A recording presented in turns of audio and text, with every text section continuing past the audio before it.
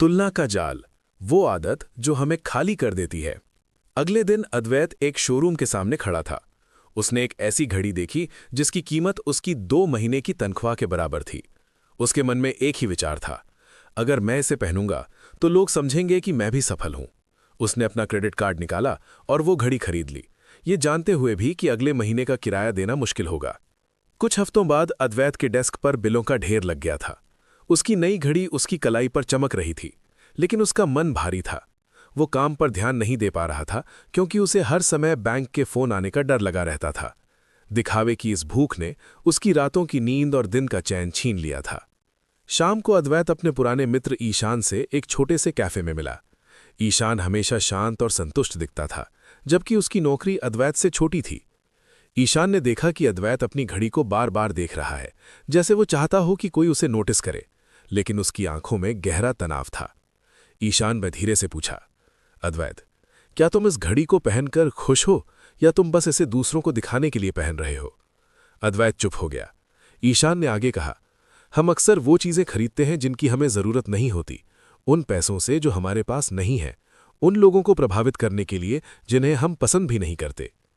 ईशान ने समझाया कि तुलना वो आदत है जो इंसान को हर दिन गरीब बनाती है। ये न केवल आर्थिक रूप से बल्कि मानसिक रूप से भी हमें खोखला कर देती है। जब हम अपनी तुलना दूसरों के हाइलाइट रील से करते हैं तो हम अपनी वास्तविक प्रगति को भूल जाते हैं।